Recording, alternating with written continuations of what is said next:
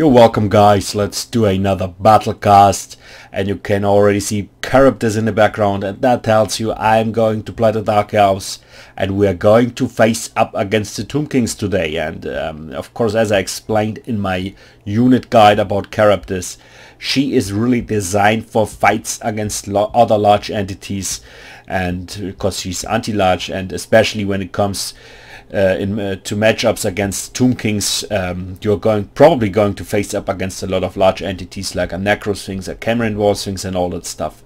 So this really can pay off in this matchup, but we will see how this works over here. But anyway, let's come to my army composition. And I brought Dread Spears, a quite tiny front line with two groups of Dread Spears, but directly behind that I have more anti-large stuff. So on the left flank a group of Blackguard of Nagorond, and the same on the right flank, and in the middle I brought these Hellabronai, these legendary or regiment of renown of the Dread Spears, and these guys have a better melee stats causing poison attacks, and they have charge defense against all. I wouldn't say that it's worth to bring them in every matchup, but I had some money left and I thought, okay, let's try it against the Tomb Kings, because they have a really good melee defense of 52, so much more than a normal group of Dread Spears.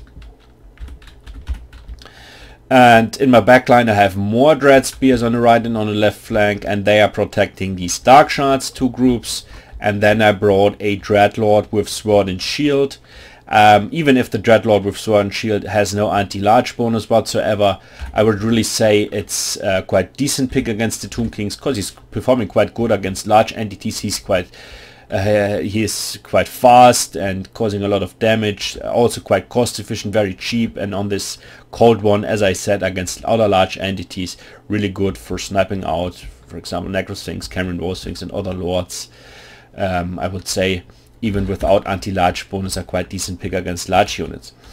And then I brought on each flank, on the right and on the left flank, Black Ark Horses in combination with Witch Elves, of course for flankings over here, and the same of course on the right flank, so on the left and right flank, damage dealers. And as I said, Witch Elves are also not only good for fights against infantry, also against large entities, cause they will send other monsters on rampage, and this is in some cases quite good. And as I already said, then I have characters. As I said, this is the first game in which I play with this monster over here, so we will see how characters will perform. But anyway, let's come to my opponent over here. Let's see what he has. We have Skeleton Spearmen, we have Skeleton Warriors, we have a Necrotect for supporting their own constructs. And then we have a Sphinx of Usep. I wouldn't really say it's a must-have in this matchup. It's quite expensive with 2,350 credits, but even though you can bring it against the Dark Elves, but you have to be careful, of course. Dark Shards can snipe out this monster quite fast. Then we have Arc in the Black with typical spells like Fate of Buna and Spirit Leech and all that stuff. We have Skeleton Archers, but now we have here this Bone Giant, and I would really say that in this matchup the Bone Giant can really pay off, especially of course you will see he now starting to focus out my characters, and he causing a tremendous amount of damage. So against the Dark Elves this can really pay off over here. Then we have more Skeleton Spearmen, we have this Capra Guard, we have more Skeleton Spearmen, and then we have these Skeleton Chariots. So the Skeleton Chariots, I don't like it in this matchup because these guys have a very low mass, and my Dark Elf units are very heavily armored, and these guys causing nearly no AP damage, and as I said, a very low mass, so the performance against my units is quite bad. They are not able to overrun my units, and in this matchup I wouldn't bring them. Maybe against Greenskins or Skaven they can pay off, but here never bring it against Dark Elves. And then hidden in the forest, this Tomb Scorpion, because all of you know Tomb Scorpion is able to get deployed in a vanguard position. But anyway, let's start over here. We'll not talk any longer, and you can already see that the Bone Giant starting to shoot on my characters. And I noticed, of course, these chariots and started to interrupt them with my Dreadlord. So I sent it directly my Dreadlord to interrupt the chariots on the left flank, and now you will see he pulled out his Necro Sphinx, and now we have a epic charge between the Charybdis and my Necro Sphinx. But of course my Charybdis fighting uphill and the Necro Sphinx downhill, so this is an advantage over here, and I already get a lot of damage, of course, also from the Bone Giant, because as I said, he's starting to focus out or to shoot on my Charybdis, and she actually get a lot of damage from that. But of course I started to join this fight with my Black God of Naggaroth and the Witch Elves, and this was a really good decision. My Dark Shot starting to focus out his skeleton archers over here. We have a charge in over here now in the front line, Dread Spears against these skeleton spearmen and skeleton warriors also here. So a wide fight going on. Unfortunately, of course, I'm fighting downhill, what is of course uphill, what is of course not really perfect. But you can see over here the Sphinx of Usyk getting more and more damage from Charybdis, and especially from the Black God of Naggaroth. And the Sphinx is on rampage. You can see that, especially of course because of my Witch Elves over here. Or not especially, it's because of my Witch Elves. As I said, they're really good for sending enemy monsters also on rampage, so he will lose the control. Of course, he can now pull the Sphinx of Usyk out over here to protect it, but you can see he's not able to do this because he's on rampage, and for this purpose it's really good.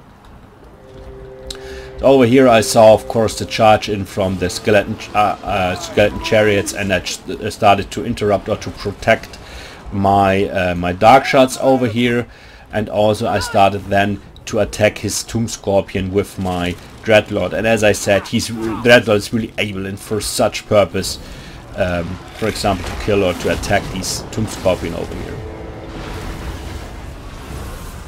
So now the Sphinx of Usyk going down. As I said, he gets really overwhelmed from the Black God of Naggaroth, from my Charybdis over here, and that was everything from the Sphinx. But of course I saw that this Tomb Scorpion will cause a lot of trouble to my front line, and also here started to attack it with my Charybdis. And of course you can see the Tomb Scorpion is designed for fights against infantry units. He has really some special fighting animations, so it's also not so easy for large entities to kill him, but you can see against the Charybdis he has no chance. He gets so much damage also against my Dreadlord. He's very well designed to fight against infantry units. And now also a group of Dread Spears joining over here, so this is quite good. Purple Sun going down, causing a tremendous amount of damage to my Black God of Naggaroth over here. Very good of my opponent, very good gameplay. The Bone Giant is still very healthy, so we have a Bone Giant full of health nearly. So of course I started to shoot on this Bone Giant over here, because I thought, okay, causing so much damage to my units, it's incredible, so I have to kill him very fast now. The Necrotech fighting in these Dread Spears over here, and he's constantly shoot also with the Bone Giant on my Black God of Naggaroth. You can see also my infantry took so much damage from that. So very good.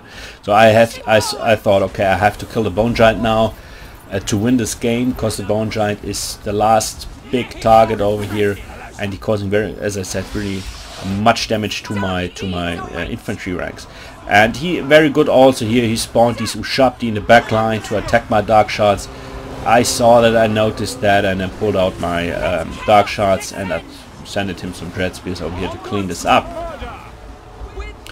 Meanwhile, my Dreadlord attacking his Archon the Black, and especially for this purpose, of course, Dreadlord is very good in sniping out Archon the Black on the skeleton steed over here. You can see he's melting away. This is very good. Also here now we have Chain Route, and that's it. But very well played. Was a lot of fun, especially of course in monster fights. As I said, in this case, the Sphinx of Usyk would probably win against my Charybdis. You can see that. But we have some things over here. As I said, the Charybdis fighting uphill, of course not perfect. And the other thing was, of course, also my Charybdis took a lot of damage from the Bone Giant. So we should try this in a fight club. characters against the Sphinx of Uz. That would be quite interesting to know. So I would, the other build is okay, Bone Giant is okay, Sphinx of Uzuk is okay, Tomb Scorpion also.